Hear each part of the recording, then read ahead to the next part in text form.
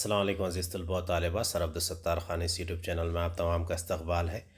12th psychology, 12ویں نفسیات، چوتھا سبق ہے علمی و خفیہ اعمال۔ سوالات کے جوابات اور سرگرمیاں دیکھیں گے۔ چلیے شروعات کرتے ہیں۔ سوال نمبر 1، قوسین میں دیے گئے الفاظ میں سے صحیح لفظ چن کر جملے مکمل کیجیے۔ پہلا ہے، جب ہم ارد گرد کے ماحول سے چند محرکات کو آگہی کے مرکز میں لے آتے ہیں تو اسے ڈیش کہتے ہیں۔ اس کا صحیح جواب ہے توجہ۔ دوسرا ہے، ایوان پاولوف کا نام ڈیش سے سیکھنے کے طریقے میں لیا جاتا ہے۔ اس کا صحیح جواب ہے کلاسیکی التزام۔ تیسرا ہے، جب ہم ماحول سے حاصل شدہ معلومات کو منظم کر کے ان کا گروہ بنا کر انہیں کچھ نام دیتے ہیں تو اس پورے عمل کو ڈیش کہا جاتا ہے۔ اس کا صحیح جواب ہے ادراک۔ چوتھا ہے، فعالی التزام میں ڈیش پر تجربہ کیا گیا تھا۔ اس کا صحیح جواب ہے چوہے۔ پانچواں ہے، برتاؤ میں تبدیلی جو مشق اور تجربات سے واقع ہوتی ہے اسے ڈیش کہتے ہیں۔ اس کا صحیح جواب ہے سیکھنا۔ سوال نمبر 2 ہے، صحیح جوڑیاں لگائیے۔ پہلا ہے، آموزش یا سیکھنے کے تعلق سے مختلف ماہرین نفسیات نے مختلف نظریات پیش کیے، ان کی صحیح جوڑیاں لگائیے۔ پہلا ہے کلاسیکی التزام، دوسرا فعالی انتظام، تیسرا وقوفی عمل، چوتھا امتزاج و تطبیق، پانچواں مشاہدہ۔ اس کے جوابات ہے، پہلا ہے کلاسیکی التزام، ایوان پاولوف، دوسرا فعالی التزام، برہنز فریڈرک اسکینر، تیسرا وقوفی عمل، ٹالمین، چوتھا ہے امتزاج و تطبیق، جین پیوگٹ، پانچواں ہے مشاہدہ، باندوا۔ سوال نمبر 3 ہے، دیے گئے صحیح بیانات صحیح ہیں یا غلط بتائیے۔ پہلا ہے، توجہ ایک انتخابی عمل ہے۔ اس کا جواب ہے بیان صحیح ہے۔ دوسرا، ہمارے ارد گرد موجود بے شمار محرکات میں سے ہم صرف چند محرکات پر ہی اپنی توجہ مرکوز کر سکتے ہیں۔ اس کا جواب ہے بیان صحیح ہے۔ تیسرا ہے، انسان کے ذریعے کیے جانے والے میکینیکل کام میں بھی توجہ دینا ضروری ہے۔ اس کا جواب ہے بیان غلط ہے۔ سوال نمبر 4 ہے، مندرجہ ذیل تصورات کی وضاحت کیجیے 4 نمبرات کے لیے۔ پہلا ہے، توجہ کی وسعت یا حیطِ توجہ، اسپین آف اٹینشن۔ اس کا جواب ہے توجہ کی وسعت سے مراد وہ حدود ہیں جو بیک وقت توجہ کی گرفت میں رہیں، یا اسے یوں بھی بیان کیا جا سکتا ہے کہ کتنی چیزیں ایک وقت میں توجہ کا مرکز بن سکتی ہے، یعنی ادراک میں زیادہ سے زیادہ کتنی چیزیں آ سکتی ہیں۔ دوسرا ہے، توجہ کا ہٹنا یا اختلال توجہ، ڈسٹرکشن آف اٹینشن۔ اس کا جواب ہے کسی ایک مخصوص محرک پر پوری توجہ مرکوز کرنے کے بعد کسی اندرونی یا بیرونی خلل کی وجہ سے ہماری توجہ کسی اور محرک کی طرف بہک جاتی ہے، اسے توجہ کا ہٹنا یا اختلال توجہ کہا جاتا ہے۔ توجہ ہٹانے کے بیرونی عوامل اور اندرونی عوامل ہو سکتے ہیں۔ توجہ ہٹنے کی وجہ سے کیے جانے والے کام میں نقص یا خامی پیدا ہو جاتی ہے۔ تیسرا ہے، توجہ کی تقسیم، ڈویژن آف اٹینشن۔ اس کا جواب ہے، ایک شخص ایک ساتھ بیک وقت 2 مختلف کاموں پر توجہ نہیں دے سکتا ہے۔ اس توجہ کو ایک ساتھ مختلف کاموں پر توجہ دینے کے عمل کو ہی توجہ کی تقسیم کہا جاتا ہے۔ اس کی مثال، اگر آپ پڑھ رہے ہوں اور باہر ریڈیو پر کوئی گیت سنائی دے تو آپ ایک وقت میں یا تو پڑھ سکتے ہو یا گانا سن سکتے ہو، یعنی ایک وقت میں 2 کاموں پر توجہ نہیں دی جا سکتی ہے۔ توجہ کی تقسیم کی وجہ سے کام میں غلطی کے امکانات بہت بڑھ جاتے ہیں۔ سوال نمبر 5 ہے، مندرجہ ذیل سوالوں کے جوابات 1-2 جملوں میں دیجیے۔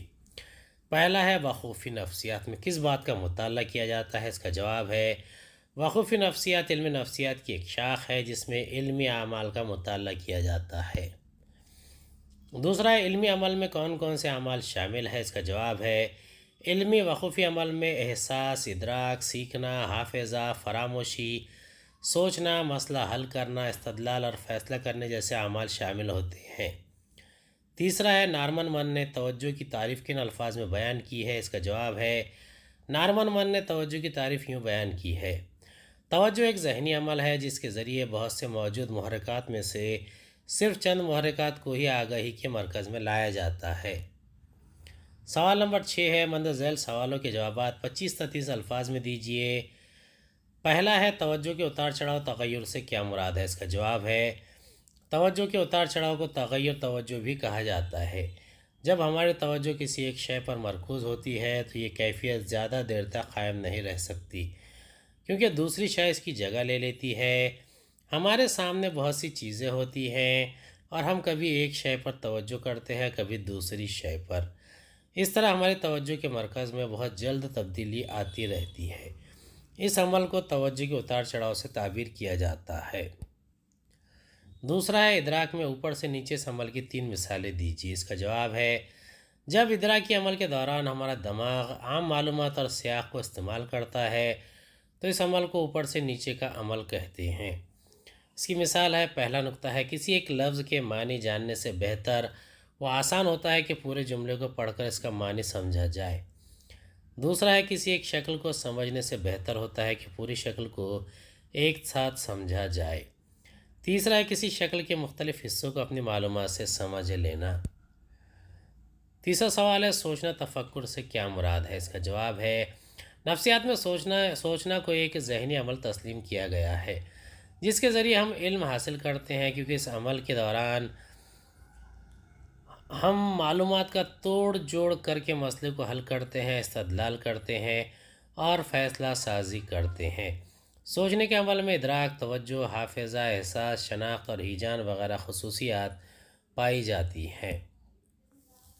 چوتھا ہے سیکھنے کے کسی 2 عمل پر روشنی ڈالیے۔ اس کا جواب ہے پہلا نقطہ ہے مشاہدے سے سیکھنا۔ باندوا کے مطابق ہم کسی کے برتاؤ اور عمل کا بار بار مشاہدہ کرتے ہیں اور بعد میں اسی عمل کو دیکھ دیکھ کر ہم سیکھ جاتے ہیں۔ ہماری اکثر مہارتیں دوسروں کے مشاہدے سے ہی ہم نے سیکھی ہوتی ہے۔ عام طور پر بچہ اپنے بڑوں کو دیکھ کر گھر میں سیکھتا ہے۔ دوسرا ہے امتزاج و تطبیق سے سیکھنا۔ اس نظریے کو جین پیاگٹ نے پیش کیا ہے۔ ان کے مطابق ہم مختلف چیزوں کے امتزاج کے اور ان کی تطبیق کے عمل سے سیکھتے ہیں۔ ہمارے تجربات میں موجود خامیوں کو سمجھنے کے بعد ہم اس کی خامیوں کو دور کر لیتے ہیں۔ سوال نمبر 7 ہے مندرجہ ذیل سوالوں کے جوابات مختصراً دیجیے۔ پہلا ہے توجہ کو متاثر کرنے والے عوامل کون کون سے ہیں؟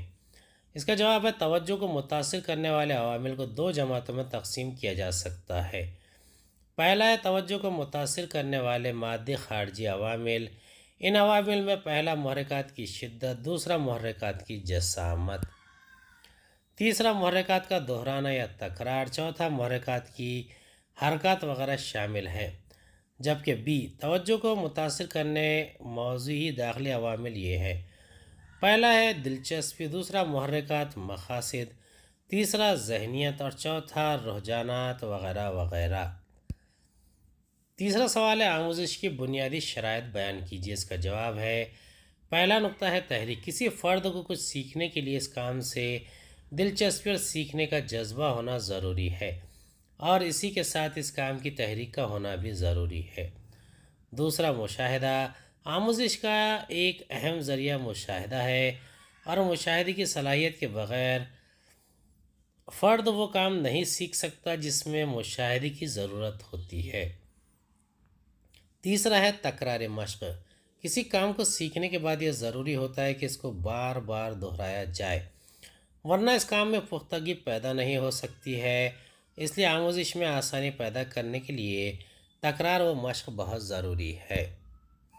سوال نمبر 8 ہے مندرجہ ذیل سوالوں کے جوابات تفصیل سے دیجیے۔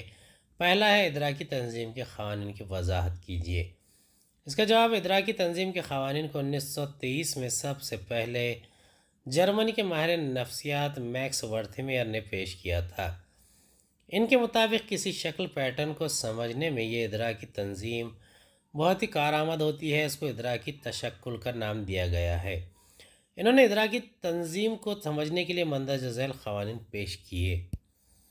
پہلا ہے قربت کا قانون۔ ادراکی تنظیم کے قانون کے مطابق وہ محرکات جو ایک دوسرے کے قریب ہوتے ہیں ان کو ایک ساتھ سمجھا جاتا ہے اور ان کی توضیح و تشریح ایک ساتھ ہی کی جاتی ہے، کیونکہ سیکھنے اور سمجھنے میں اس قانون کی بدولت بہت آسانی ہو جاتی ہے۔ دوسرا ہے مماثلت یکسانیت کا قانون۔ اس قانون کا استعمال بھی تشکلی نفسیات میں کیا جاتا ہے، یعنی ایسی محرکات جو یکسانیت رکھتے ہیں ان کا ادراک بحیثیت ایک کل کے ہوتا ہے۔ تیسرا ہے تسلسل کا قانون۔ اس قانون کے تحت ایک محرک کو تسلسل کے ساتھ ہی ایک سمت میں سمجھا جاتا ہے۔ چوتھا ہے قانون تکملہ، ادراکی کے اس قانون میں ایک نامکمل محرک کو مکمل طریقے سے سمجھنے کا رجحان ہوتا ہے، کیونکہ ہمارا دماغ ہر نامکمل محرک کی خالی جگہ کو از خود مکمل کر لیتا ہے اور اس کو ایک مکمل اور بامعنی تصویر کی صورت میں ہی سمجھا جاتا ہے۔ دوسرا ہے سوچنے کے بنیادی عوامل عناصر کی وضاحت کیجیے۔ اس کا جواب ہے علم نفسیات میں سوچنے کو ایک ذہنی عمل قرار دیا گیا ہے، اسی کے ذریعے ہم علم بھی حاصل کرتے ہیں۔ سوچنے کے بنیادی عوامل یہ ہیں: پہلا ہے ذہنی شبیہ۔ ذہنی شبیہ ایک ایسی شے کا ذہنی تصور ہوتی ہے جو فی الحال فرد کے سامنے ایک جسمانی طور پر موجود نہ ہو اور نہ ہی محسوس کی جا سکے۔ حقیقت میں یہ ذہنی شبیہ کسی شے کا صرف ایک اشارتی زبان یعنی کوڈ میں ایک اندرونی احساس ہوتا ہے۔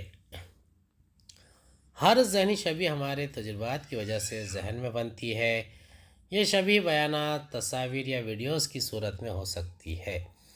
دوسرا ہے تصور۔ اسے کنسپٹ یا تصور یا تخیل کا نام دیا جاتا ہے۔ یہ بھی ایک داخلی یا اندرونی شبیہ ہی ہوتی ہے۔ اس کے ذریعے ہمارا دماغ مخصوص شے کی جماعت کو بنانے کے لیے استعمال کرتا ہے۔ عموماً ہر تصور مختلف احساسات میں پائے جانے والے اختلاف یا یکسانیت سے ہی بنتے ہیں۔ تصورات سے ہی تمام تر علمی عمل ہوتے ہیں۔ چھوٹے چھوٹے بلاک سے جس طرح ایک مکمل عمارت وجود میں آتی ہے، بلکہ اسی طرح چھوٹے چھوٹے تصورات سے مل کر ایک کامل تصور وجود میں آتا ہے۔ تیسرا ہے خاکہ۔ خاکہ بھی ایک داخلہ شبیہ ہی ہوتا ہے۔ خاکے میں موجود متعلقہ تصورات اور ان تصورات میں پائے جانے والے تعلقات سے ہی معلومات کو منظم کیا جاتا ہے۔ اس منظم معلومات سے کسی شے کا ایک خاکہ بنتا ہے۔ ہمارے تمام تر عملی عمل کو ہی خاکے متاثر کرتے ہیں۔ چوتھا ہے زبان۔ زبان حقیقت میں علامت کا ایک مکمل نظام ہوتا ہے۔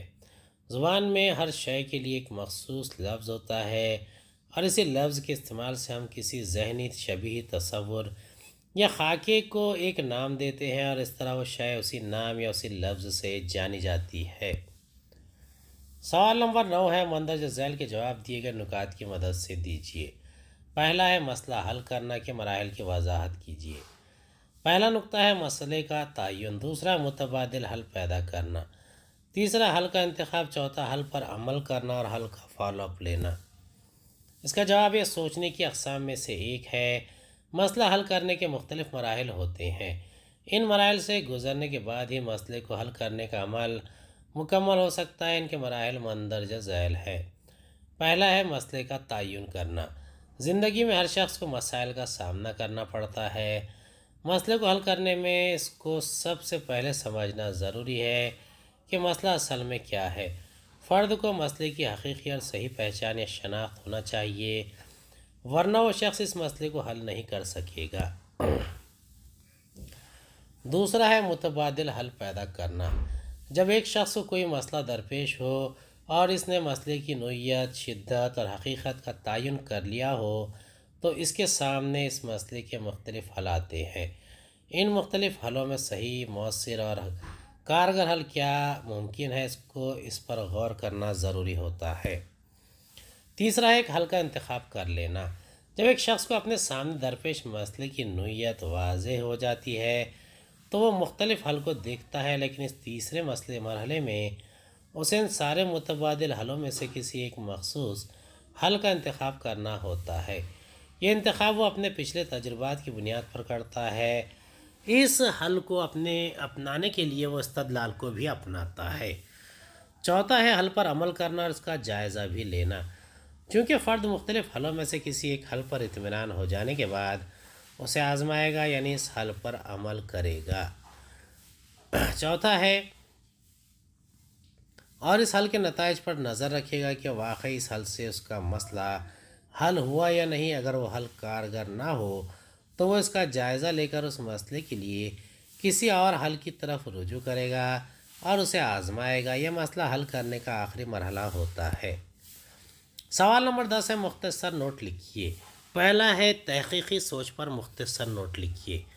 اس کا جواب ہے ایک فکر کو ہم اس وقت تخلیقی کہہ سکتے ہیں جب اس سے کوئی جدت پیدا کی جاتی ہے اور اس سے کوئی تخلیقی پہلو نکلتا ہو۔ تخلیقی فکر ہر بشر کا حصہ ہے۔ زندگی کے معاملات میں جب نئے اور مشکل مسائل سے سابقہ پڑتا ہے تب انسان اسی تخلیقی فکر سے کام لیتا ہے۔ زندگی کے کسی شعبے میں جب کوئی نئی بات نئے انداز میں اور نئی چیزوں کی تخلیق ہوتی ہے تو اسے تخلیقی فکر کا نتیجہ کہتے ہیں۔ تخلیقی فکر کا کوئی خاص وقت مقرر نہیں ہوتا ہے، وہ کسی بھی وقت اور کسی بھی حالت میں عام موجود ہوتی ہے۔ یہ عام طور پر دیکھا گیا ہے کہ تخلیقی سوچ و فکر سائنسدانوں، موسیقاروں، شعراء، فیشن ڈیزائنرز اور انٹیریئر ڈیکوریٹرز میں دکھائی دیتی ہے۔ سوال نمبر 11 ہے، درج ذیل کی درجہ بندی ذہنی شبیہ تصور اور خاکے میں کیجیے۔ پہلا ہے آپ کے ذہن میں آپ کی ماں کی تصویر، دوسرا عمارت، تیسرا درخت، چوتھا اسکول، پانچواں تھیٹر، چھٹا ٹیبل اور ساتواں نیل آرمسٹرانگ۔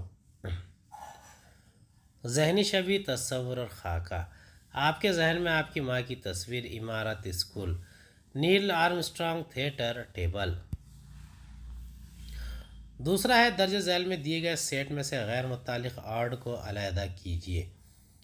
پہلا ہے اسکیما، ادراک، توجہ، سوچنا، دوسرا حل تلاش کرنا، مسئلے کا تعین کرنا، خفی نمو، حل کو آزمانا، تیسرا استدلال کرنا، فیصلہ کرنا، فیصلے کا جائزہ لینا، آرام کرنا، چوتھا تصور، اسکیما، حل اور ذہنی شبیہ۔ پہلے کا جواب ہے سوچنا، دوسرا حل تلاش کرنا، تیسرا آرام کرنا اور چوتھا حل۔ تیسرا سوال ہے پہچانیے کہ ذیل کے برتاؤ سیکھنے کے عمل سے ہے یا نہیں، اپنے جواب کی وجہ بھی لکھیے۔ پہلا ہے کڑی مشق و محنت کے بعد ہی آپ رقص کے اسٹیپس کو بالکل صحیح ڈھنگ سے کرنے کے قابل بن گئے ہو۔ اس کا جواب ہے یہ برتاؤ سیکھنے کا عمل ہے، کیونکہ اس شخص نے مشاہدہ کیا اور بار بار اس عمل کو دہرایا اور مشق کی ہے۔ اس کڑی محنت کی وجہ سے اس نے رقص کے تمام اسٹیپس کو اچھی طرح ذہن میں بٹھا لیا ہے۔ اس طرح اس دہرانے کے عمل سے اس کی برتاؤ میں اصلاح بھی ہوئی ہے اور اس نے اس عمل کو کامیابی سے بھی مکمل کر لیا ہے۔ دوسرا، ایک 5 سالہ لڑکی شایانہ چاقو سے زخمی ہونے کے بعد بھی چاقو سے کھیلتی رہتی ہے۔ اس کا جواب ہے سیکھنے کا عمل نہیں کہا جا سکتا، کیونکہ سیکھنے کے عمل میں اصلاح ہونا ضروری ہے۔ اگر اس بچی نے خود کو چاقو سے زخمی کرنے کے بعد بھی اپنے عمل و برتاؤ میں کوئی تبدیلی نہیں کی ہے تو گویا اس نے اس عمل سے کچھ بھی سبق نہیں لیا اور نہ ہی کچھ سیکھا ہے۔ تیسرا، ایک بار حنیف کو کار چلانے کے دوران سگنل توڑنے پر جرمانہ ادا کرنا پڑا۔ اب وہ لال سگنل دیکھ کر یقینی طور پر گاڑی روک دیتا ہے۔ اس کا جواب ہے یہ سیکھنے کا عمل کہا جائے گا، کیونکہ ایک ہی بار حنیف کو ٹریفک قوانین کی پامالی پر جرمانہ ادا کرنا پڑا تھا۔ اس نے یہ سمجھ لیا اور سیکھ لیا کہ اب اسے ٹریفک کے قوانین پر عمل کرنا ہے۔ گویا اس نے اپنے پچھلے جرمانہ ادا کرنے کے تجربے سے یہ سیکھ لیا ہے کہ اسے لال سگنل دیکھ کر گاڑی کو روک لینا ہے۔ سیکھنے کے عمل میں اصلاحی برتاؤ کو بھی بہت اہمیت دی جاتی ہے۔ حنیف نے اپنے برتاؤ اور عمل میں اصلاح کر لی ہے، اس لیے اب وہ غلطی دوبارہ نہ ہو، اس لیے اس سگنل پر دھیان دے گا۔ امید ہے آپ کو ہمارا ویڈیو پسند آیا ہوگا۔ اگلے ویڈیو میں دوبارہ ملاقات ہوگی۔ خدا حافظ۔